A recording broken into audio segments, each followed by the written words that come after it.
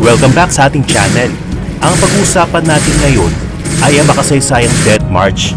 Aalamin natin kung ano ba talaga ang mga totoong nangyari at mga kaganapan sa Death March na ito. Kung bago ka pala sa channel na ito, nag-upload ako ng 3 kwento sa loob ng 1 linggo.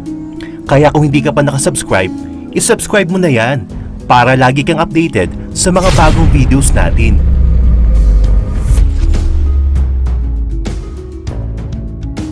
Noong bumalik si Douglas MacArthur sa serbisyo militar, ang kanyang bagong plano ay ang depensa ng Pilipinas laban sa mga Hapon. Tinawag nila ang planong ito na WPO3. Maganda ang layunin ng planong ito, pero sa iba, ito ay mahinang plano para wakasan ang pamamayagpag ng Japanese Imperial Army na nasa Pilipinas. Ang WPO3 ay may mission na bantayan ang Manila Bay ng puwersang Amerikano. Kung ang Manila Bay ay nasa kontrol ng mga Amerikano, ito ay hindi na magagamit ng mga naval forces ng Japanese Imperial Army. Sa ganitong paraan ay hindi na lubos na makokontrol ng mga Hapon ang Bataan Peninsula. Pero biglang nabago ang plano dahil ang gusto nang gawin ni Douglas MacArthur ay isang mas agresibong aksyon laban sa mga kalaban. Ang nirekomenda ng general ay ang malakas na coastal defense strategy. Ito ay hindi lang pagprotekta sa Manila Bay kundi sa buong archipelago. Maraming mas nagustuhan ng planong ito na hindi lang mag-focus sa isang entry point kundi mag-focus sa pagbabantay sa buong archipelago. Noong December 8, 1941, inatake ng Japanese Imperial Army ang Pearl Harbor.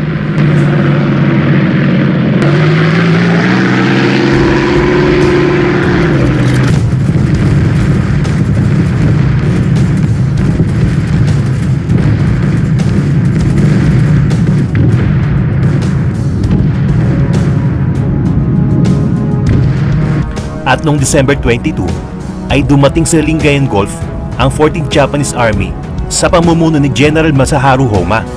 Ang mga nakadistino sa Lingayen Gulf ay walang kahirap-hirap na pinatumba ng Japanese Army dahil sa sobrang dami ng mga Hapon na outnumber ang mga sundalong Amerikano at mga Pilipino. Kulang din ang mga military supply sila katulad ng mga baril at mga bala.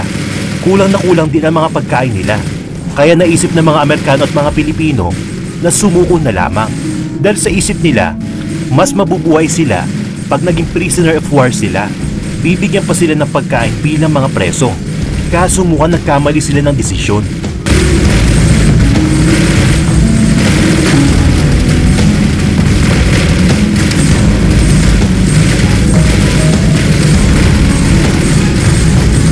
Hapon pa lamang ay natapos ang laban.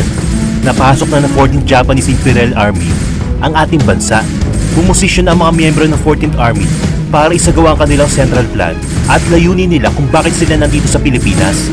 Tanghali na December 23 ay may natanggap na tawag si General MacArthur na sinasabi sa tawag na nakontrol na ng Japanese Army ang Lingayen at ang muling pagpapadala ng panibagong pwersa para lumaban ay wala na kabuluhan. Iniwan na nila ang naunang plano ni MacArthur at saka muling bumalik sa WPO3 plan. Hanggat wala pa sa kapital ng bansa ang mga Hapon, ay kailangan na iligtas sila General MacArthur, si Pangulong Quezon at High Commissioner Sayre, kasama ang kanilang pamilya at dalhin sila sa headquarters na nasa Corregidor. Naiwan sa Manila ang Deputy Chief of Staff at ang Brigadier General para isupervise sa mga nangyari paglikas ng ilang pang tropang Amerikano at mga Pilipino.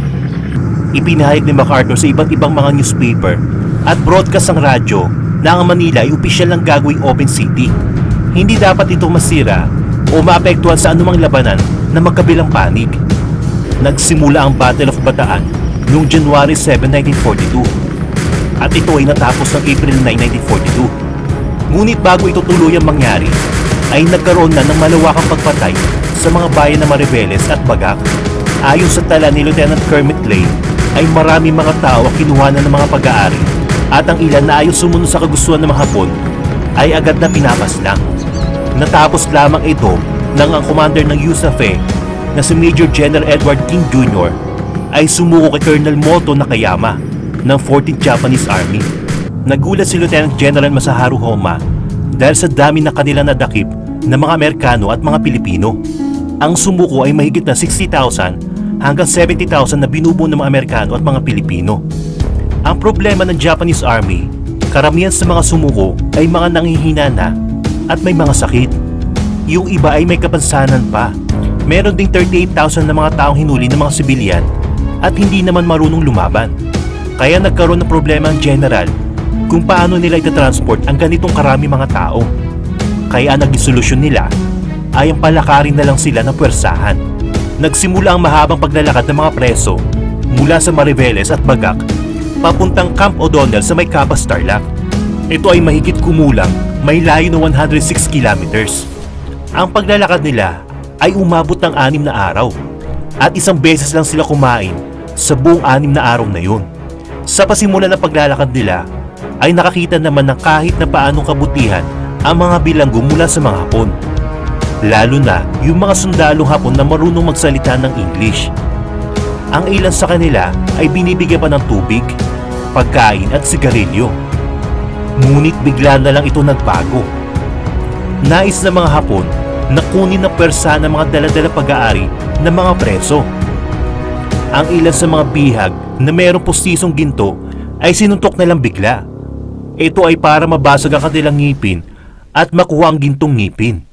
Ang nakasupervise sa pag-transport ng mga preso ay si Colonel Masanobu Chuji. Hindi siya nakinig sa payo ni General Homa na hanggat maaari ay ligtas na dalhin ang mga preso papunta sa Capas Tarlac. Noong nasa Pantingan River na sila, ay nagdesisyon ng Japanese Army na mag-summary execute ng nasa 400 na bilanggo na mga Amerikano at Pilipino officers. Lahat ng mga ito ay walang awang pinaslang. Meron kasing kagustuhan si Colonel Masanobu Chuji na dapat lahat ng mga Amerikanong sundalo ay dapat na mamatay. Habang tumatagal ang paglalakad ng mga bilanggo, madami na rin ang namamatay. Dahil ito sa sobrang pagod, gutom at uhaw. Marami sa kanila ang nakaranas ng sun treatment torture. Ang sun treatment torture ay ang pagbibilad sa mga bihag sa matinding sikat ng araw. Pag humihingi ang mga bilanggo ng tubig, ay agad na babarilin upang mamatay. Ang ilan na bigla na lamang nangihina ay bigla na lang sinasaksak gamit ang bayonet. Nang sila ay nasa balangan na, nagkahawa-hawa na sila ng kolera. Ito ay dahil sa poor hygiene at sa sobrang pagsisiksikan ng mga tao. Noong nasa San Fernando, Pampanga na sila, ay handa na silang i-transport gamit ang isang tren. Ang mga bihag ay pinagsiksikan sa napakainit na metal boxcars para sa isang oras sa trip papunta ng Capas Tarlac. Parang sardinas sila sa loob nito. Sa katunayan ay wala nakaupo sa kanila, kundi lahat sila ay nakatayo. Lahat ng nahihimatay ay hindi na bumabagsak pa sa sikip. Ang lahat ng umiihi at dumudumi ay ginagawa na nila ito ng nakatayo. Ayon sa mga nakaligtas, nasa 43 degrees Celsius ang init sa loob ng boxcars. Nasa 100 bihag din ang sinadyang ihulog habang tumatakbo ang metal boxcars. Walang sanitation facility sa loob nito, kaya naman ang mga sakit ay nagpasa-pasa lang at nagpaikot-ikot sa mga bilanggo. Ang pangyaring ito ay nagganap ng summer, kaya naman napakainit at maalinsangan noong mga oras na yon. Ilang bilanggo pa ang namatay habang nasa loob sila ng metal boxcars. Pagdating sa Capas Tarlac train station, ay muling pinaglakad sila ng 9 na milya o 14 kilometers para makarating sa Camp O'Donnell. Sa muling paglalakad, daan-daan na naman ang nasawi sa bawat araw na dumaraan. Sa puntong ito ay nasa mahigit 20,000 na ang nasawi. Sa dami ng mga namatay ay humukay ang Japanese Army ng lupa na paglilibingan ng mga Pilipino at Amerikano.